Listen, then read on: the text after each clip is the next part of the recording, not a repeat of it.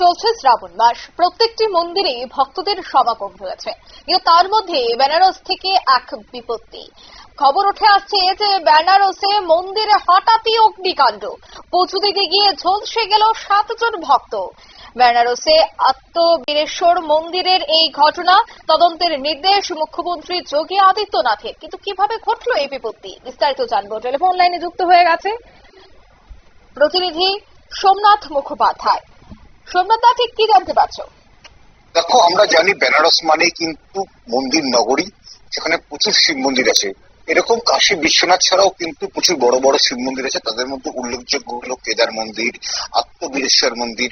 এই আত্মবীরেশ্বর মন্দিরে কিন্তু সোমবার জল ঢালার জন্য আজকে সকাল থেকেই লাইন পড়েছিল। প্রচুর মানুষ, প্রচুর পুণ্যার্থী কিন্তু লাইনে দাঁড়িয়েছিল। তখনই কিন্তু হঠাৎ করে মন্দিরের ভেতরে আগুন লাগে এবং সম্পূর্ণ ভস্মীভূত হয়ে যায়।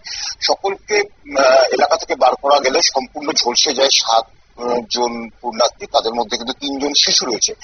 ইতিমধ্যে তাদেরকে একটি হাসপাতালে নিয়ে যাওয়া হয়েছে। তাদের আশঙ্কাজনক অবস্থায় তাদের চিকিৎসা চলছে।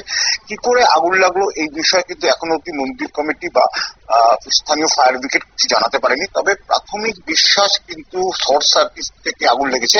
তবে মন্দিরের কেউ কেউ দাবি করছে প্রদীপ থেকে আগুন লাগতে পারে। তবে মন্দির কিন্তু অনেকটাই ভস্মীভূত হয়ে গেছে। ঘটনার খবর পেয়ে কিন্তু ওখানকার সাথে সাথে বেনারস পুলিশকে নির্দেশ দিয়েছে